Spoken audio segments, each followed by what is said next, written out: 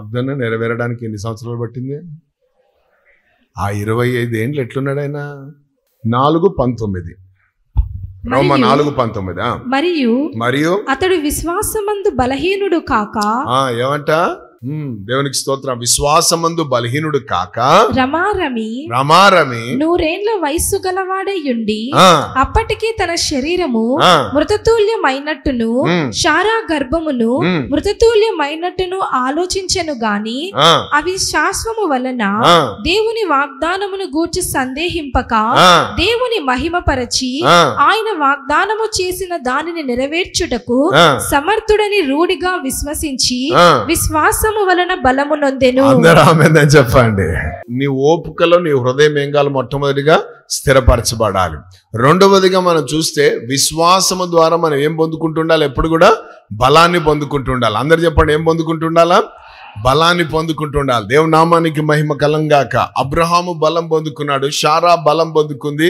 ఆ బలము ఎటువంటి బలం అంటే ఓపికతో కూడిన బలం. ఓర్పుగా ఉండడానికి బలం పొందుకున్నారు వాళ్ళు విశ్వాసం ద్వారా. అందుకే రామారామి 100 సంవత్సరాలు అప్పుడు కూడా ఆయన అబ్రహామే అంటున్నాడు, ఆమె శారానే అంటుంది. చివరికి దేవుడు ఏం చేశాడు? కార్యం చేశాడా లేదా? ఆమేన్. ఆదికాండం 21:1 యెహోవా తాను చెప్పిన ప్రకారము శారాను దర్శించెను. యెహోవా తానిచ్చిన మాట చొప్పున శారాను గూర్చి చేసెను. అక్కడ నీ పేరు రాసుకో, నీ పేరు పలుకు. అదే విశ్వాసం అంటే. భరత్ కుమార్కి చెప్పిన మాట ప్రకారం. రెండవదిగా ఏమంటున్నాడు అక్కడ? యెహోవా తాను చెప్పిన మాట ప్రకారం శారాను దర్శించెను. భరత్ కుమార్ని దర్శించెను. యెహోవా తానిచ్చిన మాట చొప్పున శారాను గూర్చి చేసెను. భరత్ కుమార్ గురించి చేశాను. దేన్ని? ఏమిచ్చాడు? మాట. సో మీ ఇంట్లోకి కూడా పోయి ఇదే చెప్పుకుంటా ఉండండి. ఇవే మనం మాట్లాడుకోవాల్సినవి.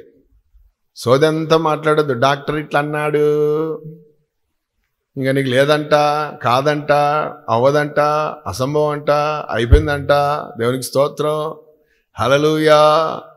అందరి చేతులు ఎత్తినారనుకో, అందరు అయిపోయింది అన్నారనుకో, ప్రభు అంటాడు నా పని ప్రారంభమైంది అంటాడు. వాళ్ళు అన్నాలో మనం అనిపించుకోవాలి. అందరూ ఆమెందని చెప్పండి. పాస్టయ్యా ఎన్ని అవమానాలు, నీకు ఏం తెలుసు పాస్టయ్యా? నేను అంటే నాకంటే ముందు ఆయనకు తెలుసమ్మా నీ గురించి. ఆయనకు తెలుసు. దేవునికి స్తోత్రం, హల్లెలూయా. నువ్వు అమాయకంగా బ్రతుకొద్దు, నువ్వు విశ్వాసివి. ఈ విశ్వాసం నేను ఎన్నడూ సిగ్గుపడనీయదు. దేవునికి స్తోత్రం, హల్లెలూయా. వాళ్ళే ఒకరోజు మళ్ళీ అదే నోటితో అనిపిస్తాడు. ఏమని? దేవునికి స్తోత్రం, నిజంగా వీరు జనములకు తండ్రి, వీరు జనములకు తల్లి అని. హల్లెలూయా. ఎందుకంటే ఆయన మాట అంతే. దాన్ని ఓపికతో పట్టుకోవాలా. సో అబ్రహాము ఓపికతో దేవుని వాగ్దానాన్ని ఏం చేశాడు? స్వతంత్రించుకున్నాడు. ఆమేన్. పిల్లల గురించిన వాగ్దానం ఏమైంది? నెరవేర్పును చూశాడు. హల్లెలూయా. దేవునికి స్తోత్రం. మరి మనం అందరం ఉత్సాహంగా, ఉజ్జీవంగా, ఉల్లాసంగా పాడుకుంటుంటాం. ఏమని? అబ్రహాము దేవుడవు, ఇస్సాకు దేవుడవు, యాకోబు దేవుడవు, నాకు చాలిన దేవుడవు అన్నప్పుడు నమ్మలా? ఓపిక ఉండాలా? ప్రైజ్ ది లార్డ్, హల్లెలూయా. అన్న ఇంకా ఓపిక పోతుందన్న, అయిపోయిందన్న, డిసైడ్ చేసుకున్నానన్న. మా ఆయనకి ఇంకొక ఆమెను ఇచ్చి చేద్దామని, నేను ఇంకొక ఆమెను చేసుకుందామని డిసైడ్ అయిపోయినానన్న. నువ్వు ఎవడా డిసైడ్ కావడానికి? హల్లెలూయా, ప్రైజ్ గాడ్, ఆమేన్. ఇక్కడ నిలబడి వాక్యం చెప్తున్నా. నా కుటుంబంలో కూడా నా తల్లికి, నా తండ్రికి 8 ఏండ్లు పిల్లలు లేరు. ఆమేన్. ఒక గొడ్రాలకు పుట్టినోనే నేను. హల్లెలూయా. నేనే మీకు ఒక సాక్ష్యం. ఆమేన్. దేవునికి స్తోత్రం. మా నాన్నకు చాలా మంది సలహాలు ఇచ్చారు ఇటువంటివే, కానీ ఆయన బలంగా నిలబడ్డాడు. ఒకటే అన్నాడంట, సరే లేరని చేసుకోమంటున్నావుగా, చేసుకుంటా. ఆమెకు లేకపోతే అన్నాడట, ఇంకొక ఆమెను చేసుకో అంటది లోకం. హల్లెలూయా. దేవునికి స్తోత్రం. కానీ నిలబడ్డాడు. ఆమేన్. దేవుడు ఏం చేశాడు? అడిగిన దానికంటే, ఊహించిన దానికంటే, ప్రైజ్ గాడ్, 6 మందిని ఇచ్చాడు. 6 డజన్. అమ్మ పెద్ద కుటుంబం. దేవునికి స్తోత్రం, హల్లెలూయా. అందరు కలుసుకుంటే ఒక సంఘం అవుతుంది. మరి ఆమేన్. దేవునికి స్తోత్రం. ఇది దేవుడి కృప. ఆమేన్. దేవుడు నిజంగా ఎంతైనా నమ్మదగిన వాడు. ఓపిక అనేది చాలా ప్రాముఖ్యం. ఎందుకు 8 సంవత్సరాలు లేకుండా చేశాడంటే ఆమేన్, ఈరోజు ఈ సాక్ష్యం చెప్పడానికే. మీకు ఎంత ఆలస్యం అవుతుందో దేవునికి స్తోత్రం, అంత గొప్ప సాక్ష్యం, మీరు గొప్ప సాక్షులుగా దేవుడు మిమ్మల్ని నిలబెట్టబోతున్నాడు. హల్లెలూయా. నేను బైబిల్ కాలేజీలో ఉన్నప్పుడు ఒక ఆయన అబ్రహాం అని వచ్చాడు పెయింట్ కొట్టడానికి. ఆ కాలేజీకి వచ్చి పెయింట్ కొడుతూ మేము ఆరాధన పాటలు అవి చూస్తే చాలా సంతోషపడి వచ్చాడు. వచ్చి బ్రదర్ వందనాలు బ్రదర్ అని చెప్పి అంత మాట్లాడుతా తన సాక్ష్యం చెప్తున్నాడు. నాకు 60 ఏండ్లు బ్రదర్, 60 ఏండ్లలో దేవుడు నాకు ఒక కొడుకునిచ్చాడు అన్నాడు. చాలా ఆశ్చర్యం అనిపించింది. అబ్రహాము ఇక్కడ చూసినట్టు అనిపించింది. ఆమేన్. 60 ఇయర్స్లో దేవుడు మాకు, మేము 40లో ఉన్నప్పుడు 30లో ఉన్నప్పుడు దేవుడు వాగ్దానం చేశాడు మాకు కుమారుని ఇస్తానని. అది పట్టుకొని ఉన్నాము ఓపికతో ఎడతెగకుండా ప్రార్థన చేసుకుంటా. అయితే 60 ఏండ్లకు దేవుడు మాకు ఇచ్చాడు. నా భార్య పేరు షారా, నా కొడుకు పేరు ఇసాకు అన్నాడు. ఒరే అబ్రహాం సంతానం ఇక్కడే ఉందే. హల్లెలూయా. అందుకే ప్రభు అంటారు, ఆయన నిన్న నేడు నిరంతరము ఒకే రీతిగా నా దేవుడు. He is the same yesterday today and for ever. Amen. ఆయన మార్పు లేదు, ఆయన మాటలో మార్పు లేదు, ఆయన శక్తిలో మార్పు లేదు. ఆయన ఇచ్చిన మాటలో వాగ్దానాలలో ఓపికతో నిలబడంతే. తొందరపడొద్దు. తొందరపడితే చాలా ప్రమాదాలు ఉంటాయి. ఆమేన్. దేవునికి స్తోత్రం. హల్లెలూయా. సో అబ్రహాము తొందరపడలేదు, కానీ అబ్రహాము ఓపికతో ఎదురు చూశాడు. అందుకే దేవుడు అతనికి ఏం చేశాడు, చెప్పినది చెప్పినట్లుగా దేవుడు తన జీవితంలో కార్యాలు చేసేసాడు. ఆమేన్. దేవునికి స్తోత్రం. రెండో వ్యక్తిని చూద్దాం. రూతు 1వ అధ్యాయము 14వ వచనం. రూతు 1:14. వారు ఎలుగెత్తి ఏడవగా ఓర్పా తన అత్తను ముద్దు పెట్టుకొనెను. రూతు ఆమెను హత్తుకొనెను. అందరూ ఆమెన్ అని చెప్పండి. దేవునికి స్తోత్రం. ఒక ఇంటి కథ ఇది. హల్లెలూయా. ఆమేన్. నయోమి అనే ఆమె ఒక విధవరాలుగా ఉంది. సో ఆమెకి కోడళ్ళు ఉన్నారు, వాళ్ళు అన్య దేశం నుంచి వచ్చిన వారు. అయితే వాళ్ళ భర్తలు చనిపోయారు, ఈమె భర్త చనిపోయారు. అంటే ఇంట్లో ఎవరు లేరు, పురుషులు లేరు, ఆ ఇంటిని చూసుకునేవారు లేరు.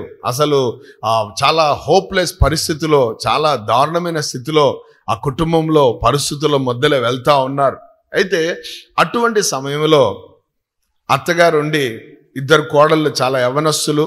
సో ఆ యవన కాలంలో ఉన్న బిడ్డలు నాతో పెట్టుకొని వాళ్ళ భవిష్యత్తు, వాళ్ళ జీవితాలు నేను ఎందుకు చెడగొట్టాలని చెప్పి ఒక మంచి బ్రాడ్ మైండ్తో ఒక మంచి ఆలోచన చేసి అన్నది, మీరు మీ తల్లిగారింటికి అమ్మగారింటికి వెళ్ళిపోండి, మీరు అక్కడ వెళ్ళి మీరు వాళ్ళు ఎవరికైతే చూపిస్తారో వాళ్ళని వివాహాలు చేసుకొని మీ లైఫ్ మీరు సెటిల్ చేసుకోండి అని ముందు ఒక మాట చెప్పింది ఆమె, ఒక సలహా ఇచ్చింది ఆమె. అంటే చెప్పింది వాళ్ళ భవిష్యత్తుని ఆలోచిస్తూ దృష్టిలో పెట్టుకొని. ఎందుకంటే అమ్మ, నేను మళ్ళీ పిల్లల్ని కానీ మళ్ళీ వాళ్ళు పెద్దగా అవుతారు, మళ్ళీ వీళ్ళకి పెళ్లి చేసి మీకు అంత లేదు కాబట్టి మీరు వెళ్ళి చేసుకోండి, ఎవరి జీవితాలు వాళ్ళు చూసుకోండి అని చెప్పిన వెంటనే ఈ ఓర్ప అనే ఆమె ఏం చేసిందట, టకా అని ఫస్ట్ ఎలుగెత్తి ఏడిశారు. దాని తర్వాత ఏం చేసింది, ఓర్పకు ఏం లేదు, ఓర్పు లేదు. ఈ మాట ఎప్పుడు చెప్తుందా, మనం ఎప్పుడు సాగిపోదామా అని. దొంగలు ఉంటారు కొంతమంది, దొంగ ప్రేమలు అన్నీ కూడా కదా. అన్నీ ఉన్నప్పుడు వచ్చి కూర్చొని అబ్బాబ్బాబ్బా మామూలుగా ఉండదు. దేవునికి స్తోత్రం. అన్నీ తొలగిపోయినప్పుడు వాళ్ళు అక్కడ ఉన్నారన్న సంగతి తెలిసినా కూడా గోడలు దింగి కూడా పారిపోయిన వాళ్ళు ఉన్నారు. ఎందుకురా నాన్న వాడు కనబడితే ఆమె కనబడితే అన్న టైపు కదా. ఉన్నప్పుడేమో బాగా కలుసుకున్నారు, బాగా తిన్నారు, బాగా తిరిగారు, అన్నీ బాగానే ఉన్నాయి. కానీ పరిస్థితి రాగానే ఏమైపోయింది, అదే లోకం. అంటే ఓర్ప ఒక లోకం, అదొక శరీరం, అదొక భయంకరం అనే పరిస్థితి. ఆమెన్. కృతజ్ఞత లేని జీవితం అది. సో ముద్దు పెట్టుకొని ఏం చేసింది, వెళ్ళిపోయింది. కానీ పరిశుద్ధాత్మ దేవుడు అక్కడ రాసిపెట్టిన మాట ఏంటంటే, రూతు తన అత్తను హద్దుకుందంట. ఈరోజు దేవుడు ఎవరిని కోరుకుంటాడంటే, హద్దుకునేవారు కావాలా, ముద్దుకునేవారు కాదు.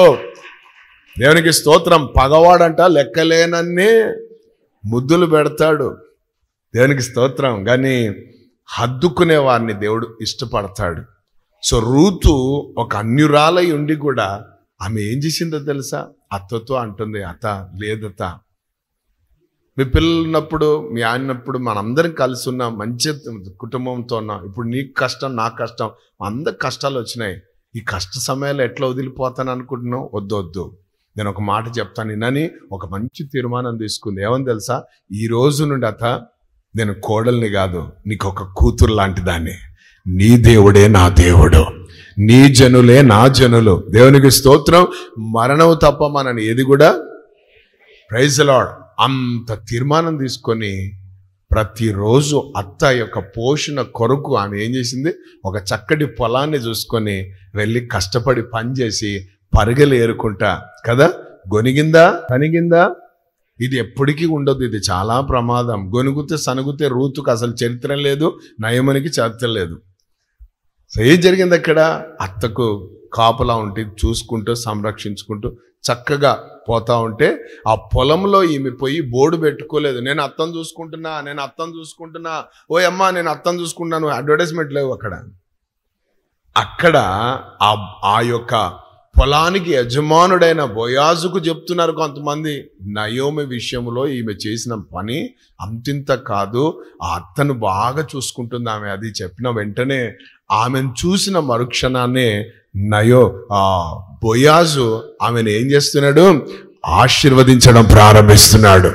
నీవు యెహోవా యొక్క సురక్షితమైన రెక్కల క్రిందికి వచ్చిన దానవమా నువ్వు అంటే మనం ఓపికతో మనము అడుగులు వేయడం ప్రారంభిస్తే, దేవునికి స్తోత్రం, ప్రతి ఒక్కరి నోట దేవుడు ఆశీర్వచనాన్ని పెడతాడు. దేవుని బిడ్డ, దేవునికి స్తోత్రం, హల్లెలూయా. దేవుడు నిన్ను భలే ఆశీర్వదించిండనా, దేవుడు భలే ఇట్లా అంటుంటారు చాలా మంది నన్ను చూసినప్పుడు. నేను ఎవరికి చెప్పుకో నేను ఇంత ఆశీర్వదించబడ్డానని, వాళ్ళే చెప్తుంటారు. ఏమని? దేవుడు మిమ్మల్ని భలే మొదట్లో చాలా కష్టంగా ఉండిండొచ్చు, కానీ ఈరోజు దేవుడు మిమ్మల్ని, అది ఎట్లొచ్చింది? అది నా నీతి కాదు, నా భక్తి కాదు, నా మంచితనం కాదు. ఒకటి దేవుని కృప, రెండవది దేవుడు చెప్పిన ప్రాంతంలో నమ్మకంగా నిలబడ్డాం కాబట్టి, ఓపికతో నిలబడ్డాం కాబట్టి, ఎన్ని గాలులు, ఎన్ని తుఫానులు, ఎన్ని అలజడులు, ఎన్ని సమస్యలు, ఎన్ని ఇరుకులు, ఎన్ని ఇబ్బందులు, ఎన్ని అవమానాలు, ఎన్ని నిందలు, ఎన్ని భయంకరమైన పరిస్థితులు వచ్చినా కదలక బెదరక నిలబడి ఓపికతో ఉన్నాం కాబట్టి ఇదే ఎదుటి వాళ్ళలో నుండి వచ్చే సాక్ష్యంగా మార్చబడతాడు. నువ్వు కదిలిపోయినా సాక్ష్యం ఉంటుంది, నిలబడిన సాక్ష్యం ఉంటుంది. కదిలిపోతే వాడా ఆమెనా అనే సాక్ష్యం, నిలబడితే వారా ఓయమ్మ దేవుని చేత ఆశీర్వదించబడిన వాడే ఆయన, అలా జోలికి పోవద్దు అని వీళ్ళే చెప్పుకుంటారు కదా. బోయాజ్ అదే చెప్తున్నాడు, ఆమె జోలికి పోకండి యవన్లారా, భద్రం, ఆమె బిగబట్టొద్దు, వదులుతా ఉండండి. దేవునికి స్తోత్రం. దాన్ని అంటాం ఫేవర్ అని. హల్లెలూయా. నువ్వు ఓపికతో నువ్వు విశ్వాసములో ముందుకు సాగుతూ ఉంటే నీ బాసుకు దేవుడు మంచి హృదయం ఇస్తాడు. వీనికి 2000 కాదు 5000 పెంచాలా, 10,000 పెంచాలా, అది ఫేవర్. దేవునికి స్తోత్రం. నీవు దేవుని పట్ల నువ్వు ఓపికగా ప్రవర్తిస్తే నీకు వచ్చే ఆశీర్వాదాలు. సో నయోమి ఆమె శూన్యంలో ఉందండి, అన్నీ పోగొట్టుకున్న లేడీ ఆమె. భర్తను పోగొట్టుకుంది, పిల్లలు పోగొట్టుకుంది కదా. దేవునికి స్తోత్రం. అటువంటి భయంకరమైన పరిస్థితిలో ఉన్న ఆమె విషయంలో రూతు ఏం చేసింది? ఓపిక కలిగి ఆమెను కనిపెట్టుకొని చూసుకుంటూ ఉన్న దాన్ని బట్టి ఇద్దరు ఆశీర్వదించబడ్డారని చెప్పండి.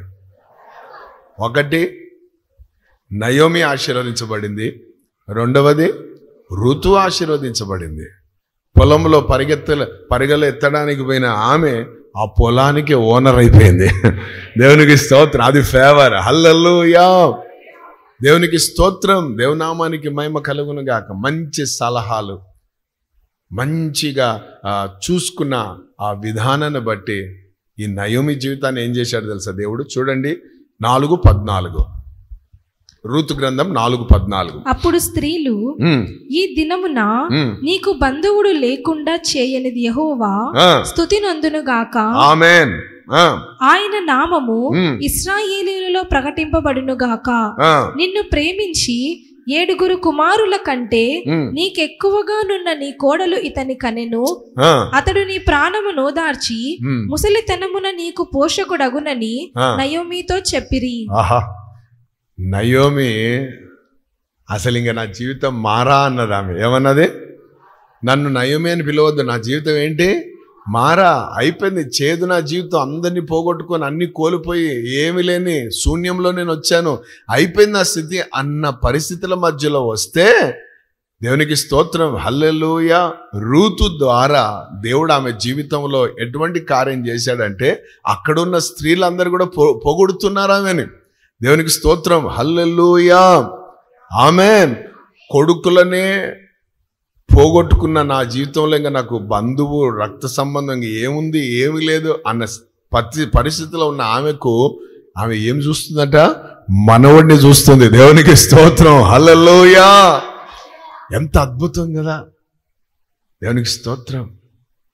వాగ్దానం అది, నీ పిల్లల్ని అన్నాడు. కంపల్సరీ చూస్తాం యేసు నామములో. అందరూ ఆమేన్ చెప్పండి గట్టిగా. ప్రైజ్ గాడ్, హల్లెలూయా. దేవుని నామానికి మహిమ కలంగాక.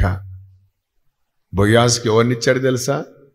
యూదా వంశంలో ఉన్న ఆ దావీదు యొక్క కదా తండ్రి యెషయా యొక్క తండ్రి.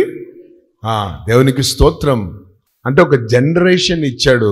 ఎటువంటి జనరేషన్ అంటే ఆ జనరేషన్లో నుండే యూదా గోత్రపు సింహమైన యేసయ్య బయటికి వచ్చాడు. హల్లెలూయా. ఓపికతో ఉన్నప్పుడు ఆశీర్వాదాలు కంటిన్యూ అవుతాయి. ఆశీర్వాదం వెంబడి ఆశీర్వాదం, ఆశీర్వాదం వెంబడి అంటే నీవు ఆశీర్వదించబడుతుంటావు, నీ పిల్లల్లో ఆశీర్వదించబడతావు, వాళ్ళ పిల్లల్లో ఆశీర్వదించావు, వాళ్ళ పిల్లల్లో వాళ్ళ పిల్లలు ఎంత ప్రభు, ఎంతవరకు అంటే 1000 తరముల వరకు అన్నాడు ప్రభు. Praise God. ఒక్కరి ఓపిక ఎన్ని ఆశీర్వాదాలు తెచ్చిందో చూడండి. ఓపిక లేని ఒక్కసారి ఎంగికి తిరిగింది. అట్లా ఎవరు? లోతు భార్య. ఏమైంది? కొంచెం ఓపిక పట్టాలి కదా, వెనక తిరిగొద్దు అన్నాడు. ఎందుకు అన్నాడు లేబ్బా, మనకి ఎందుకు వచ్చినా కూడా అని పోతే అయిపోతుంది కదా, చూద్దాంలే అని చూసిందట. అయిపోయింది. వాళ్ళ వంశం అక్కడికి ఫినిష్డ్. ఆ భయంకరమైన సంతానం భూమి మీదకి వచ్చింది. కానీ వీళ్ళది అట్లా కాదు పరిస్థితి. ఇది తరం వెంబడి తరం ఆశీర్వాదం ఆశీర్వాదం ఆశీర్వాదం ఆశీర్వాదం అంతేగా. ప్రైజ్ ది లార్డ్, హల్లెలూయా. ఎక్కువ అవుతూనే వచ్చినాయి కానీ ఎక్కడ? ప్రైజ్ ది లార్డ్, దేవునికి స్తోత్రం. ఓపికలో ఉంది ఇదంతా కూడా. ఆమేన్. పక్కన వాళ్ళతో చెప్పండి హడావుడి చేయొద్దని. యాకోబు 5వ అధ్యాయము 7వ వచనం. సహోదరులారా, ప్రభువు రాకడ వరకు ఓపిక కలిగి యుండుడి. చూడుడి, వ్యవసాయకుడు తొలకరి 11వ వచనం. సహించిన వారిని ధన్యులను కొనుచున్నాము కదా. Praise the Lord. ఎవరైతే ఓపికతో ఉంటారో వాళ్ళు ఏమై ఉన్నారు? ధన్యులు. అందరు చెప్పండి. ధన్యులు అంటే ఆశీర్వదించబడిన వారు. Praise the Lord. వాళ్ళే అదృష్టవంతులు. మీరు యోబు యొక్క సహనమును గూర్చి వింటిరి. యోబును గురించిన సహనమును గురించి వింటిరి. ఆయన ఎంతో జాలియు కనకరమును గలవాడని మీరు తెలుసుకొని ఉన్నారు. Praise the Lord, hallelujah. Sufferings లో ఆయన పేషెన్సీతో బ్రతికిన వ్యక్తి ఆయన. యోబు ఆయన జీవితాన్ని మనం గమనిస్తే ఊజు దేశంలో కదా, యోబు 1:1 ఊజు దేశంలో ఎవరున్నారట? యోబు అను ఒక మనుష్యుడు ఉండేను. నాకు ఆ మాట చదివినప్పుడల్లా పిచ్చెక్కుతుంది. అది దేశంలో ఒక్కడుంటాడా? ఎంతమంది ఉంటారు? కొన్ని లక్షల మంది ఉంటారు కదా. దేవునికి స్తోత్రం. కానీ పరిశుద్ధాత్ముడు ఏమంటాడు అంటే ఎంత మంది ఉన్నా ఆ మందిలో ఒకడే ఉన్నాడంట, ఓపికతో కలిగిన వాడు. ఆమేన్, హల్లెలూయా. నీ ఇంట్లో ఎంతమంది ఉన్నారో ఎంతమందిలో నువ్వు ఏ స్టేజ్లో ఉన్నావు ఒకసారి చూసుకో. ఒకటిగా ఉన్నావా? Praise the lord. ఊజు దేశంలో ఒకడున్నాడట. దేవునికి స్తోత్రం. అతడు దేవుని యందు భయభక్తులు కలిగిన వాడు, చెడుతనమును విసర్జించిన వాడు, యథార్థవంతుడు, నీతిమంతుడు కదా. దేవునికి స్తోత్రం. ఒక మాట చెప్పాలంటే నోటితో పాపం చెయ్యని వాడు. ఆయనకు ఒక్క రోజులే కష్టాలు వచ్చినాయి. అన్నీ కూడా ఒక్క రోజులో కష్టాలు ఎవరికి వస్తాయో మనకు తెలియదు. కానీ ఈయనకు మాత్రం ఒక్క రోజుల్లోనే శుభవార్తలు కాదు, అన్ని దుర్వార్తలే. ఈయన చేసిన పాపం ఏమీ లేదు. దేవునికి స్తోత్రం. ఒక మాట చెప్పాలంటే యథార్థంగా ఉండడమే ఈయన చేసిన పాపమేమో, ప్రార్థన చేయడమే ఈయన చేసిన పాపమేమో, ప్రతిరోజు బలులు అర్పించడమే ఈయన చేసిన పాపమేమో, ఆమెను వాళ్ళ పిల్లల గురించిన భయము కలిగి జీవించడమే పాపం చేసినట్టు ఉందేమో కదా. ఎక్కడ చూసినా కూడా వంకరతనం లేదు, ఎక్కడ చూసినా కూడా దాగు మచ్చ ముడత కలంకం ఈయనలో కనబడడం లేదు. దేవునికి స్తోత్రం, హల్లెలూయా. ఎందుకంటే ఆయన పర్ఫెక్ట్ గా తన జీవితాన్ని, తన ఆత్మీయ జీవితాన్ని, తన కుటుంబాన్ని ఆయన చూసుకుంటూ ముందుకు సాగుతున్నాడు. అయితే ఒకరోజు అకస్మాత్తుగా ఆయన మీదకి అన్నీ వచ్చినాయి. అంటే ఒక మాట చెప్పాలంటే ఆధ్యాత్మికంగా, శారీరకంగా, మానసికంగా, వస్తు రూపంలో ఆయన పైన దాడులు జరిగినాయి.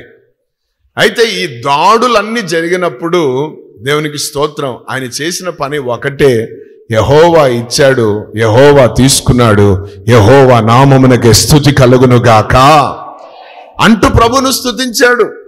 అందరూ ఆమేన్ చెప్పండి. ప్రైజ్ ది లార్డ్, హల్లెలూయా. వాళ్ళ భార్యతో అంటాడు, మేలులు దేవుడు చేసినప్పుడు మనం వాటిని అనుభవించాం కదా, ఇప్పుడు మనకేదో కీడుగా వచ్చింది, దాన్ని కూడా మనం అనుభవిస్తాం. Praise the lord. ఆయన చచ్చిపో అన్నది, దూషించి చచ్చిపో అంటే ఈయన అంటాడు, మేలులు ఉన్నప్పుడు బాగా చూసాం కదా, దేవా స్తోత్రం, స్తోత్రం పాటలే వచ్చినాయి. ఇప్పుడు కొంచెం బాధ వచ్చింది, కీడు వచ్చినట్టుంది, సమస్య వచ్చినట్టుంది, సవాలు వచ్చినట్టుంది, ఇరుకులు వచ్చినట్టున్నాయి. ఇటువంటి పరిస్థితుల్లో కూడా మనం ఏం చేద్దాం? ప్రైజ్ ది లార్డ్, ప్రభులో ఆనందిద్దాం, ప్రభును గణపరుద్దాం. ఎందుకంటే మనం వెళ్ళే మార్గం ఆయనకు తెలుసు. హల్లెలూయా. ఈరోజు శోధింపబడుతున్నాం కానీ సువర్ణంగా మార్చబడతామని ఓపికతో కదా, సహనముతో అతడు ఎదుర్కొన్నాడు. ఒక మాట చెప్పాలంటే యోబు యొక్క సహనం లేక యోబు యొక్క ఓపిక సాతానును ఓడగొట్టింది. దేవుని బిడ్డలారా, హల్లెలూయా. నువ్వు ఓపికగా నిలబడితే సాతాను ఓడిపోతాడు. నువ్వు ఓపికగా నిలబడితే వాడి పప్పులు నీ జీవితంలో ఉడకవు. ఓపికగా నిలబడు, అంతే. నువ్వు ఏం చేయవలసిన అవసరం లే. ఈయన నిలబడి స్తుతిస్తున్నాడు అంతే. దేవుణ్ణి చేసేది అంతా దేవుడు చేసేసాడు. ఏమేన్ అటువంటి సహనము మన జీవితంలో కూడా కావాలి. అందుకే దేవుడు అతన్ని మర్చిపోలే. పాత నిబంధనలు ఉన్నాడు, కొత్త నిబంధనలు జ్ఞాపకం చేసి మాట్లాడుతున్నాడంటే ఎంత సహనం కలిగినాడు, ఎంత ఓపిక కలిగినాడో ఒక్కసారి మనం ఆలోచిద్దాం. దేవునికి స్తోత్రం. చాలామంది ఓపిక లేక ఎన్నో పోగొట్టుకుంటున్నారు తమ ఆత్మీయ జీవితంలో. అందుకే చివరిగా చూడండి 5:7 యాకోబు 10వ వచనం చదువుదాం. 5:10. నా సహోదరులారా, ప్రభువు నామము బోధించిన ప్రవక్తలను శ్రమానుభవమునకును ఓపికకును మాదిరిగా పెట్టుకొనుడి. సహించిన వారిని ధన్యులనుకొనుచున్నాము గదా. దానికంటే ముందు చదువు 9. సహోదరులారా, మీరు తీర్పు పొందకుండు నిమిత్తము ఒకని మీద నొకడు సనుగకుడి. ఇదిగో న్యాయాధిపతి వాకిట నిలిచియున్నాడు. కాబట్టి సనిగే దాంట్లో మనం ఉండొద్దు. ఎందుకంటే తీర్పు తీర్చేవాడు ముందు నిలబడి ఉన్నాడు. అంటే చిరాకు పడుతున్నావు. ఆ గ్లాస్ అంటే తీసుకోబా, తెచ్చుకోబా, హడి హడి అని కుక్కల్లాగా. నీ ఆశీర్వాదానికి ఆలస్యం ఇది కూడా. నీ చిరాకే, నీ రోగానికి కారణం కూడా నీ చిరాకే. నీ ఇంట్లో అల్లజడులకు కారణం ఏంటి? చిరాకే. ఈ యొక్క సనుగుడు చాలా ప్రమాదకరమైంది. ఇక్కడ ఉన్న వాళ్ళందరినీ కనగలిగినానంటే ఓపిక ఉంది కాబట్టి కనగలిగినాం. ఈ ఓపిక లేకుండా మీరు బయటకు వచ్చేటోళ్ళు కాదు. ఎవడి జీవితం అంది, ఎవడి వద్ద నాకేం నీకేమని పోతే అయిపోయా. ఆదివారం వస్తారు, కానుకలేస్తారు, పోతారు, సార్లే మాకు అంతే అయిపోయా జీవితం. అది కాదు కదా. ఏమేన్ ఓపిక. ఈరోజు అది కావాలని పరిశుద్ధాత్మ దేవుడు మనందరితో మాట్లాడుతున్నాడు. ఓపిక నీలో కావాలంటే నువ్వు ఆత్మచేత బాగా నింపబడాలా. దేవుని నామానికి మహిమ కలుగునుగాక. హల్లెలూయా. మధ్యాహ్నం 12 గంటలకు అందరు ఆకలితో అలమటిస్తూ ఊర్లోకి పోయినారు భోజనాలు తెచ్చుకోవడానికి. యేసు ప్రభు మాత్రం యాకోబు బావి దగ్గర కూర్చొని ఉన్నాడట ఓపికతో ఒక ఆమె కోసం. హల్లెలూయా. ఆమె ఎప్పుడైతే కడవ పట్టుకొని వచ్చిందో ఆమెకు సత్యము ప్రకటించాడు యేసయ్య. ఆమెను స్వతంత్రాలుగా చేశాడు యేసయ్య. ఆమె స్వతంత్రాలు అయిపోయి ఆమె ఊర్లోకి పోయి సమరయ ప్రాంతం అంతటి కూడా యేసయ్య దగ్గరికి తీసుకొని వచ్చిందట. ఆమేన్.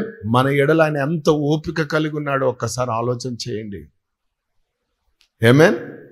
మనము ఎన్ని సంవత్సరాలైంది, ఎప్పుడు మనం రక్షింపబడ్డాం, ఏ వయసులో రక్షింపబడ్డాం?